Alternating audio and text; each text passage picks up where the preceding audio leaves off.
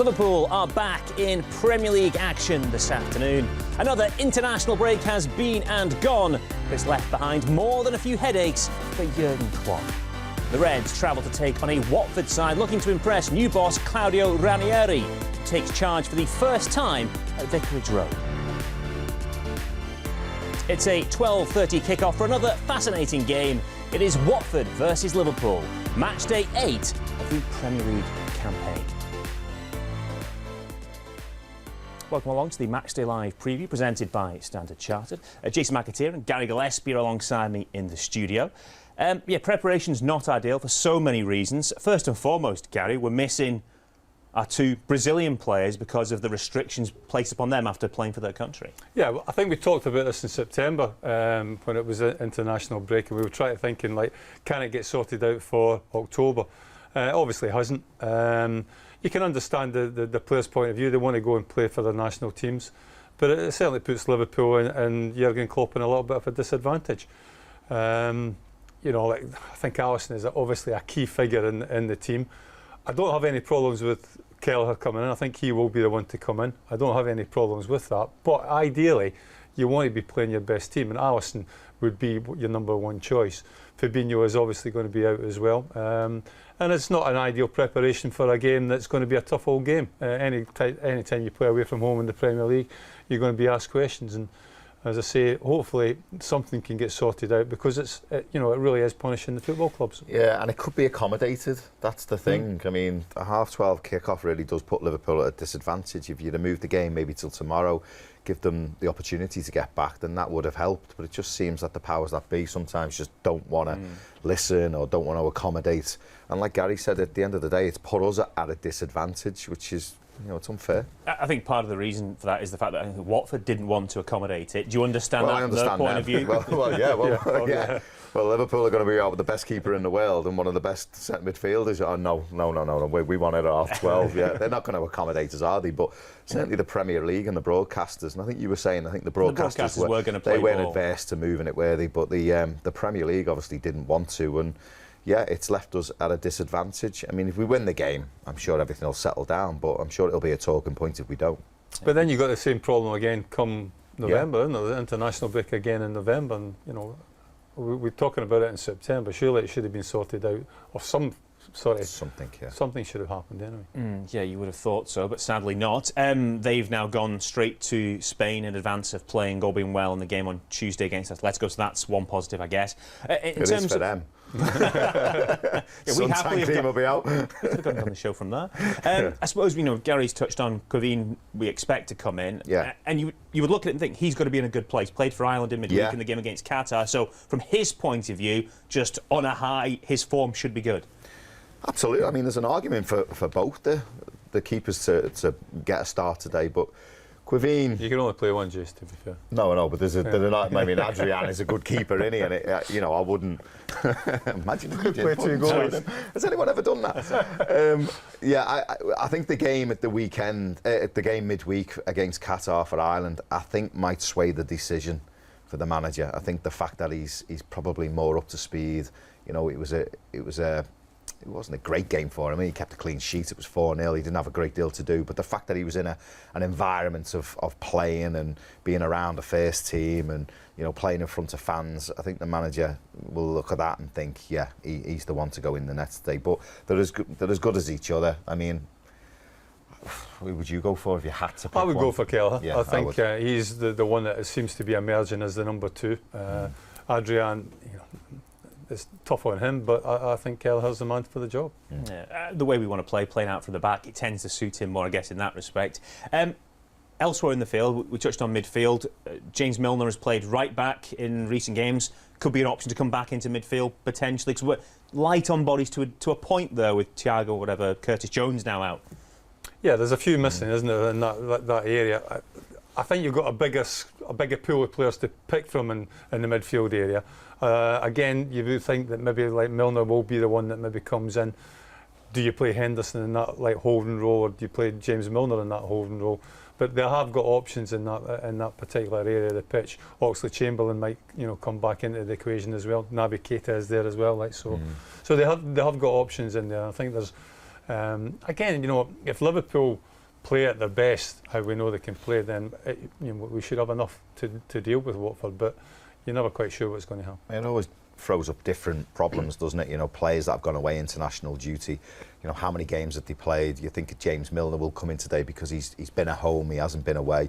Yet Naby Keita's played, I think, 3 times, didn't he, for Guinea? So that might play a part on the you see that, Jason, thinking. but I think Naby Keita is a player that, I think when he plays more games, I think you see the better Naby Keita, if you know what I mean. I think it's just the fact he's played 3 in 10 days kind of thing, you know, the intensity of the games. Yeah, I agree with you. The more he plays, the better he is. Naby Keita, I think, and the more settled he is. But I just think that the fact the games were condensed and played a lot, he's had a lot of game time. Maybe that might sway the managers. But like Gary said, there's plenty of options in that area. I suppose in this day and age, it's often dictated by the sports science guys. They say who's in that red zone. Just tell the manager, nope, you can't have him. OK, well, let's head down to the venue for this afternoon's game then. Peter McDowell is down pitch side at the Vic. Thanks, Mark. When you do these things, normally you find a place like this because it's artistic. I've found this place because it's the only thing inside Vicarage Road that is dry at the moment. The rain is incessant. And it's going to be a pitch that won't be in any need of watering like Liverpool like it for this 12:30 kick-off here today. And of course, the 12:30 kick-off has such a huge influence on everybody's weekend. If we start well, then it dictates how Saturday night and Sunday goes. A big game this, not least because of the mood that's been around the Liverpool camp this week. Jurgen Klopp has been faced with the reality of facing Fabinho and facing his goalkeeper Alisson for a fortnight, but the reality is no easier to swallow. There was no appetite here from Watford to kick the game off any later than 12:30 or a different day, and similarly so from the Premier League. So they have to get on with it, and it's a team that we can probably all predict. It's a team, more importantly, that Claudio Ranieri can predict as well in his attempts to try and stop Liverpool today. So no Alisson, no Fabinho, also of course no Curtis Jones because of the probably quite unnecessary problem he picked up on international duty with England. But Trent Alexander-Arnold return and Diogo Jota returns as well. It has also been an interesting week behind the scenes for those first team analysts that would usually be concentrating on how a team will play. Claudio Ranieri is a 4-4-2 manager, we know that, and they've looked at how he plays with Sampdoria. But a real opportunity now for Liverpool to get their mojo back. They've amassed so many points and started the season really well. But have we really seen the true Liverpool that we know? Perhaps this is an opportunity for them to concentrate on themselves here today. Against the manager that his overall aim will be to keep this team up, but he turns 70 next week. What is he now? The 18th manager in 13 years for Watford. He once promised to take the Leicester team out for pizza if they kept a clean sheet. He's pushing the boat out. He says they'll take them all out for a meal tonight if they keep Liverpool to 0 here this afternoon. We will confirm team news for you at 11:30. Thank you. But yeah, he wasn't quite pitch side, but thereabouts. You could see the pitch, you know what I meant. OK, let's hear from Jurgen Klopp now. The boss has spent the week preparing for the game today as best he could, not knowing quite what type of impact Claudio Ranieri's appointment would have on the Watford side. One thing the boss is certain of, though, is the credentials of his opposite number. He's a great manager, obviously worked all over the world. Last club was again really successful. How I read, reinvented himself again, so which is absolutely great. And I don't think he will care too much about who he's playing in the first game. He just is busy with preparing the team, and they will go for everything. And so the preparation was now obviously slightly different. We had to. We watched actually more situations of Sampdoria Genoa games than Watford games to prepare the Watford game, because obviously Claudio has a specific way how he's usually doing. But the main message for this game is for us, we have to focus on ourselves, not only because we don't know what the opponent is doing, but as well because of that. It's an early kick-off on Saturday, so it gives you the chance to go back to the top of the table potentially, albeit trips to Watford haven't been the easiest in recent years. No, I think did we lose the first game when we became chairman for a long time at Watford? Probably, I'm not sure. It's a while ago. They didn't need the points in the end. Obviously, we didn't need the points, so that's then okay. That will be completely different this year. I'm 100% sure they will need the points and we will need them. So, it's a tough one. But it's always good if you have kind of memories. With the game we played the last time, stuff like this, we can use it a little bit. We will try, but we were not good that day. So when we lost there, it was absolutely fair result, and we should play better this time, definitely. And we try to make sure that it will happen. Oh, we were rubbish last time we went there. It is a slightly unusual preparation. Claudio Ranieri's come in. That changes the whole dynamic of the club. Why is he taking the job, Gary? If you're Claudio Ranieri, 70 next week, are you bothered? He's a glutton for punishment, isn't he? Just, I think certain people are made that way. He obviously loves football. He loves to be involved and part of something. You know, for me, if I'm a 70-year-old, I'm not going to be interested in like managing a football club that, you know, sack managers absolutely willy-nilly. And I think he signed for £2 million. Well, I know, yeah, but I think he signed a 2-year contract. I'd be surprised if he sees that 2-year contract out, to be quite honest with you. But it's a job, and as I say, he obviously loves it. He's obviously became available, hasn't he? I think Gino Pozzo, his business model at Watford, no consistency, no stability. I think there's a bit of maybe a bit of mates kind of chat gone on there, and you know, he's, like I said, he's become available. Results at Watford were sort of slowly declining. I do feel sorry for Muniz. You know, he's got them really up. Done anything wrong, had he? No, I mean, like, they were on a decline. You could see that, and I think team spirit. The performance against Leeds was really disjointed. I think team spirit was wavering a little bit, and you know, that like I said, their business model is, you know, sack as many managers as they can. I think they've had, 15 managers since 2011. I think I looked yesterday. It's just ridiculous. You're never going to bring success. They might argue they've got out of the Championship and into the Premier League. That's success, but I don't think you've got sustainability in the Premier League if you're going to keep sacking your managers. And another thing I noticed yesterday is the last game against Swansea in the Championship, only one player remained in that team that played against Leeds last week, and that was Ben Foster. Complete overhaul, complete change. I think they brought in 23 different players in the summer, a lot of loan signings. Munoz, you know, there was no consistency in the team. You might get a performance out of them, which we've seen twice this season in the 2 wins, where you look at them and think, yeah, they're decent, and then the other performances, hence Leeds, they look so poor. But the problem for Liverpool today with a new manager is, how does he play? The bounce effect, the fact that the club's going to be bouncing with the fans.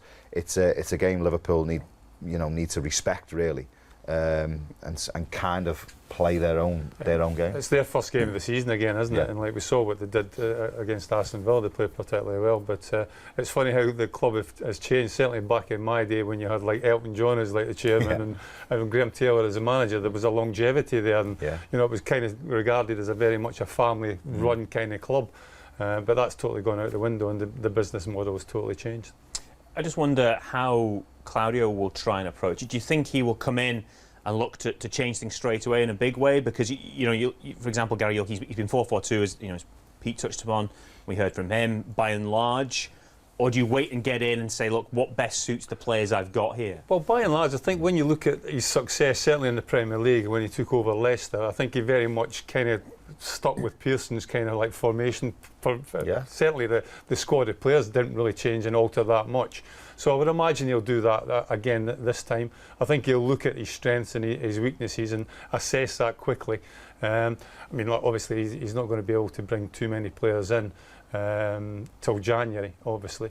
But I think he'll assess the squad and play accordingly. You know, they've got players up front like Dennis and Zar that have got pace and can cause you problems. So I think he'll utilise that and try and get the best out of these players. Okay. Well, it's been quite a season for Mo Salah so far. The Egyptian has scored in each of his last 7 Liverpool appearances. Little wonder then that he's picked up back-to-back Standard Chartered Player of the Month awards. And after that stunner against Man City, he's already on his way to a hat-trick of them. And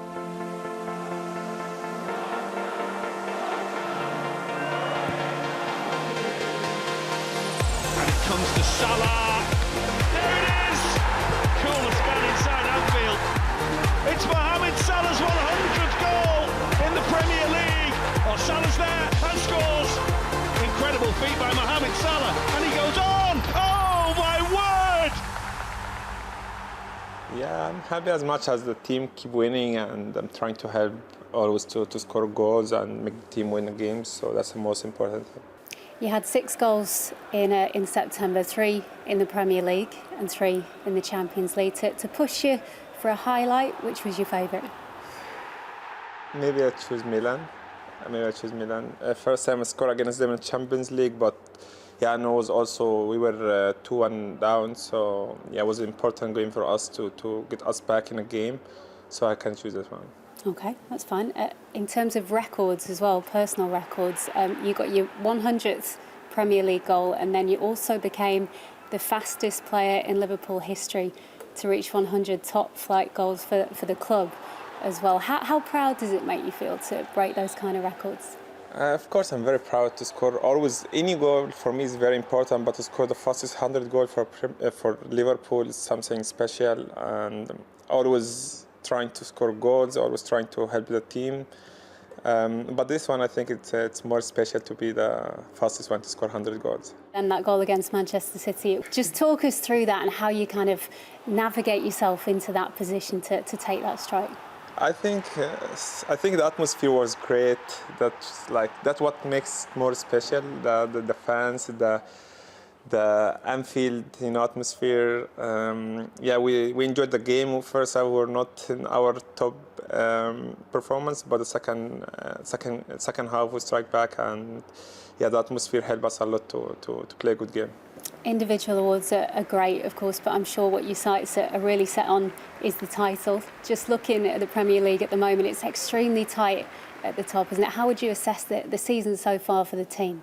I think we have to give our best always to win something, and I think we have a quality for that. We have a top team, so we have to push ourselves to the limit, and we try to win something. I'm sure everybody thinks the same, but that's what we need, just to keep in our head that we'll finish the season winning something. And finally, it's Watford this weekend. It's a team you've got a great individual record against. It. Is that something that enters your head as a striker if you've done well against a team in the past, or is it just the here and now? Yeah, sometimes, but I'm just looking forward for that. We have a few days to prepare, and I'm so excited for the game.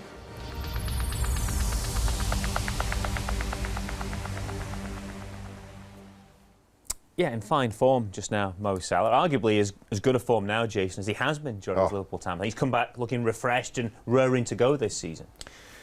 He's been absolutely outstanding. I think you're right. I think it's a big statement, because that first season he was phenomenal, wasn't he? I mean, the numbers he posted were ridiculous, and to reach that again, was you're just thinking he can't do it. And we were actually waiting for a decline, weren't we? But he has been consistent. I would argue last season he struggled, but then again, under mitigating circumstances, no fans, the way the games were being played, the pandemic and everything else. But he's come back rejuvenated, like with a real intent, like to smash records, to be the best.